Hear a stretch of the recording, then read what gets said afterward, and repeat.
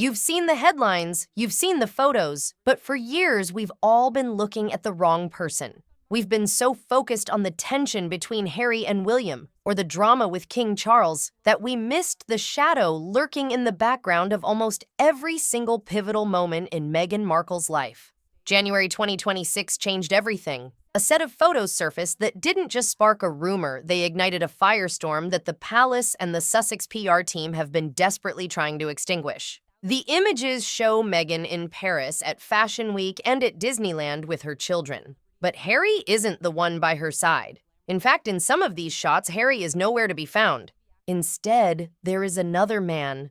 A man who stands closer to her than a bodyguard, whispers to her more intimately than a publicist, and holds her hand with a familiarity that has sent shockwaves through social media. For a long time, the media called him a mystery man. They brushed him off as a pal from her acting days. But the internet rarely forgets, and it never forgives.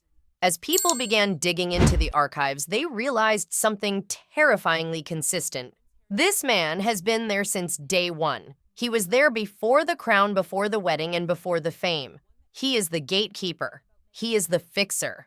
And some are starting to whisper that he, not Harry, is the most important man in Meghan Markle's life. His name is Marcus Anderson, and his presence raises a question that nobody seems to want to answer.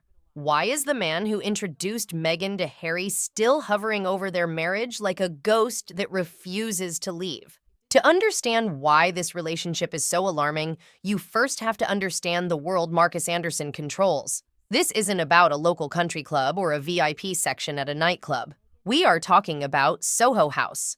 To the uninitiated, it's just a club. To the elite, it is a fortress. Founded by Nick Jones, this global network was designed with one specific purpose: to keep the outside world out. It is a place where A-list celebrities, billionaires, and media moguls go to hide. The rules are strict. No cameras, no press, no social climbers. Membership isn't just about money. You can't buy your way in. You have to be creatively soulful, vetted by a board, and essentially handpicked. Kim Kardashian, one of the most famous women on the planet, was famously denied membership multiple times. Why? Because she brought too much heat. She was too exposed. Soho House demands discretion. And this is where the story stops adding up. Go back to 2014 or 2015. Meghan Markle was a working actress on a basic cable legal drama called Suits. She was talented, sure, but she wasn't a global icon. She wasn't wealthy by elite standards. She certainly didn't have the clout to breeze past the waitlists that blocked global superstars. Yet somehow Meghan didn't just get in, she became the queen of the place. She was at the opening of Soho House Istanbul. She was front and center in Toronto. She was treating these exclusive clubs like her own living room. How does a cable TV actress bypass the strictest velvet rope in the world? The answer isn't luck. It's Marcus. Marcus Anderson wasn't just a member. He was the global membership director. He held the keys to the kingdom. He decided who got in and who stayed out. And for reasons that remain purely speculative, he decided that Meghan Markle was going to be his personal project. He broke the protocol for her. He allowed her into circles far above her pay grade. And in doing so, he didn't just give her a membership card. He gave her access to a hunting ground of wealthy, powerful, and connected men. But as we know, nothing in that world is free. And we are only now starting to see the price of that ticket. So who is this guy really? If you look at his official bio, it's a classic rags to riches story. A handsome Canadian who started as a waiter and charmed his way up to become the right-hand man of Nick Jones, the owner of the Soho empire. But insiders tell a different story. They describe Marcus not just as a manager, but as a fixer. In the world of high-stakes celebrity, a fixer is the person who makes problems disappear. They arrange the private rooms, they ensure the paparazzi are looking the other way, or in some cases looking exactly where they need to be. Marcus knows where the bodies are buried because in a metaphorical sense, he helped dig the graves. He knows who is sleeping with whom, who is cheating, and who is desperate for a deal. When Meghan entered his orbit, she was ambitious but directionless. She had the drive, but she lacked the vehicle. Marcus became that vehicle. You have to look at the photos from that era, the pre-Harry years. Meghan is never alone at these events. Marcus is attached to her hip. There is a photo from December 2014 that tells you everything you need to know. Meghan is holding a large glass of wine, looking euphoric, and her arm is wrapped tight around Marcus's back. He's leaning in, their faces inches apart. It screams intimacy. It screams partnership. If you didn't know who they were, you would assume they were a power couple. And in a way, they were. He was introducing her to people like Ron Burkle, a billionaire investor. He was connecting her with Misha No, the fashion designer. He was building a network around her that she could never have built on her own. But here is the dark reality of that dynamic. When someone builds you, they own a piece of you. They know the before version of you. And that creates a bond, or perhaps a shackle, that is almost impossible to break. Now let's talk about the fairy tale. We've all heard the story 1,000 times. Meghan and Harry met on a blind date set up by a mutual friend. It sounds romantic. It sounds like destiny. But let's look at the mechanics of that meeting, because the official story has more holes in it than a sieve. We know for a fact that the meeting took place in a private room at Soho House in London. We know that Harry was looking for privacy, a place where he could let his guard down. And we know that he went to Marcus Anderson to make it happen. Think about the power dynamic there. Prince Harry, the most eligible bachelor in the world, asking the gatekeeper for a safe space. Marcus didn't just provide a room, he provided the guest. This wasn't a random matchmaking moment. This looks to many observers like a curated audition. Harry was vulnerable. He was lonely, distrustful of the media, and desperate for someone who didn't treat him like a prince. And perfectly positioned in that private room was Marcus's closest female friend, a woman he had been coaching on how to navigate high society for years. When you view their relationship through this lens, it stops looking like a romance and starts looking like a strategy. Marcus facilitated the dates. He arranged the secret weekends at Babington House, another Nick Jones property. He controlled the environment. He ensured that Harry felt safe while simultaneously ensuring that Meghan had the home field advantage. And what happened next? The moment the relationship went public, Marcus was right there. At the Invictus Games, at the wedding, at the baby shower in New York. Most friends step back when a royal marriage happens. They understand that there are protocols, security teams, and boundaries. Marcus ignored all of that. He didn't step back, he stepped in. And that is where the tension began to show. But here is where the manipulation becomes undeniable. In 2022, Harry and Meghan released their 6-hour Netflix documentary. It was sold as The Unfiltered Truth. We saw intimate texts, tearful diaries, and home videos from deep inside their private lives. They opened the vault. But if you watched closely, you noticed a glaring intentional hole in the story. Where was Marcus? Think about it. This man is supposedly their closest friend. He vacationed with them, planned the wedding, and held their secrets. Yet in 6 hours of footage designed to tell their love story, the man who created that love story was completely erased. He wasn't interviewed. He wasn't in the background of the casual kitchen shots. He was scrubbed from the timeline. Why? Because the producers, and likely Meghan herself, knew that Marcus Anderson breaks the immersion. If you show Marcus, you can't sell the fairy tale. If you introduce the slick, well-connected club manager who curates memberships for the elite, the audience stops seeing fate and starts seeing strategy. His absence was a calculated editorial decision. They needed you to believe that love struck by lightning, not that it was engineered in a boardroom by a professional fixer. By hiding him, they admitted his presence is problematic. They know that if the general public understood who Marcus really was, the innocent blind date narrative would collapse instantly. This wasn't an oversight. It was a cover-up. You don't need to be a behavioral psychologist to see that something is wrong in the photos from 2017 and 2018. Let's look at the Invictus Games in Toronto. This was their big public debut. The world was watching, but if you zoom in on the interactions in the VIP box, the narrative shifts. Harry is sitting there, and he looks irrelevant. He's staring off into the distance, looking anxious, fiddling with his hands. And where is Meghan? She's turned away from him.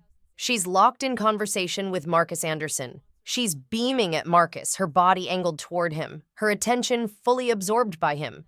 Harry is the third wheel on his own date. There is a specific energy in those photos that is undeniable. It's the energy of an inside joke that Harry isn't part of. It's the comfort of two people who speak a language that the prince doesn't understand. We need to talk about the isolation factor. Look at who used to surround Prince Harry. Before 2016, he was always in a pack. He had Guy Pelly Tom, Inskip, his Eton friends, his military brothers. He was a man with a tribe. But slowly, systematically, that tribe was dismantled. One by one, the old friends were pushed out. They were too rowdy, too judgmental, or didn't support Meghan enough. And who filled the void? Who took the seat next to him at the dinner table? Marcus. This is a classic isolation tactic, whether intentional or not.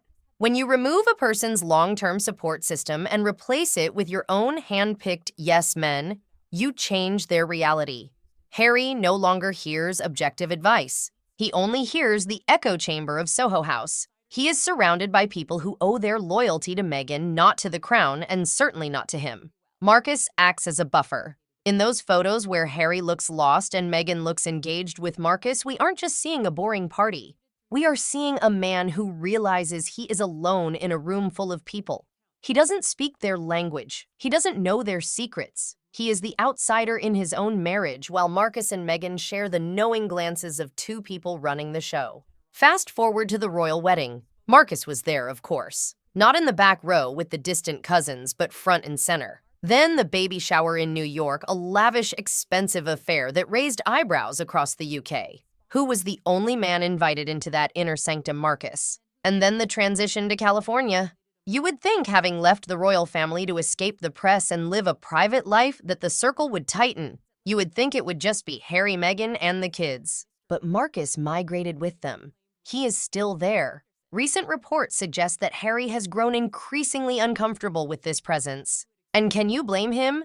Imagine giving up your family, your titles, your military patronages, and your home, all for the sake of a marriage, only to find that there is another man who has a permanent key to your house, a man your wife seems to trust more than she trusts you. The photos don't show a happy trio. They show a duo and a spare. And in California, Harry is looking more like the spare every single day. If the old photos were concerning, the new ones are damning. January 2026 brought the Paris pictures back into the spotlight, and they are impossible to explain away. Meghan and Marcus walking through the streets of Paris during Fashion Week, not walking side by side like colleagues. No, they are holding hands. Now, I don't know about you, but I don't hold hands with my male friends' managers. I don't intertwine fingers with business associates. That is a gesture of intimacy. That is a gesture of possession. And the internet erupted. Where is Harry was the #1 trend. But it gets weirder. Look at the Disneyland trip from June 2025. It was supposed to be a family outing for Lilibet's birthday. Meghan posts a photo or a photo leaks, and there's a man in the frame, but his face is covered with a heart emoji. Why hide him if he is just a friend? Just the godfather, just a supportive figure. Why the secrecy? You only hide things that you know will cause a problem. You only censor faces when you know the optics are bad. Meghan knows that being seen frolicking at Disneyland with Marcus while Harry is reportedly in London dealing with legal battles looks terrible. So she tried to hide him, but the internet sleuths identified him in seconds. Same height, same build, same watch. This secrecy fuels the darkest theories. It suggests that Meghan is living two lives. One is the public Duchess life with Harry, which is becoming increasingly rare. The other is the Soho House life with Marcus, which seems to be where she is most comfortable, most relaxed, and most herself. So we have to ask the ultimate question: why can't she let him go? Why is Marcus Anderson the one non-negotiable element in her life? The answer might lie in the concept of mutually assured destruction. Marcus Anderson knows everything. He knows the truth about the yacht girl rumors that have plagued Meghan for years, rumors she has fiercely denied. He knows exactly how she met Harry. He knows what was said in those private rooms before the engagement ring was ever bought. He witnessed the climb. He saw the ambition before it was polished by PR teams. If Meghan were to cut him off, if she were to push him away, what stops him from talking? What stops the fixer from becoming the whistleblower? We also have to look at Nick Jones, the founder of Soho House. He has remained completely silent about Meghan. He attended the wedding, he smiled for the cameras, and he has said absolutely nothing since. That is the code of the club. But that silence is bought and paid for by continued loyalty. Marcus represents that link to her past, but he also represents her insurance policy. As long as he is on the payroll or at least on the guest list, the secrets stay safe. But this leaves Harry in a terrifying position. He's married to a woman who has a loyalty to a network he is not part of. He is surrounded by people who view him as a prize to be won, not a person to be loved. Finally, we have to look at the economics of this relationship. Not money, but currency. In the world of the elite, access is currency. Marcus Anderson invested heavily in Meghan Markle. He gave her the network, the introductions, and the platform. But people like Marcus, strategic, ambitious operators, don't invest without expecting a return. So what was the return? When Meghan married into the royal family, she didn't just bring herself. She brought the Soho House brand into Kensington Palace. Suddenly, the club wasn't just for actors and media types, it was adjacent to the monarchy. The prestige of the Anderson-Jones empire skyrocketed. There is a theory circulating among insiders that the partnership was mutual. Meghan got the prince and Soho House got the ultimate brand ambassador. She validated their model. She proved that if you stick with the right people in the right rooms, you can ascend to the highest levels of global power. This explains why he is still there. The transaction isn't finished. As long as Meghan is relevant, Marcus is relevant. He isn't just a hanger-on. He is a stakeholder in the Meghan Markle business. And unlike a husband who can be divorced, a business partner who holds the keys to your past is a lifetime commitment. Harry might have put a ring on her finger, but Marcus Anderson helped build the hand that wears it. And he isn't letting go anytime soon. When you step back and look at the entire timeline from the wine-soaked nights in Toronto in 2014 to the hand-holding in Paris in 2026, a clear picture emerges. This isn't just a friendship. It is a strategic partnership that has survived distance, marriage, fame, and scandal. Meghan Markle used the Soho House network to elevate herself from a working actress to a global figure. Marcus Anderson was the elevator operator. He opened the doors, he pushed the buttons, and he made sure she got to the top floor. But now that she's at the top, he hasn't gone back down to the lobby. He's standing right there on the balcony with her. And Harry is realizing that the freedom he sought has led him into a different kind of trap. He left the rigid rules of the monarchy only to end up in the shadow of the Soho House empire. The photos tell us one thing clearly: Harry might be the husband, but Marcus Anderson is the partner. And as the Sussex brand continues to crumble and the rumors continue to swirl, you have to wonder, when the house of cards finally falls, who will Meghan choose to save, the prince who gave her a title, or the fixer who gave her a life? If you think there is more to this story than the mainstream media is admitting, hit that like button. And let me know in the comments, do you think Harry knows the full extent of this relationship, or is he being kept in the dark, just like the rest of us? Don't forget to subscribe because the next update on this saga is going to be the most shocking one yet.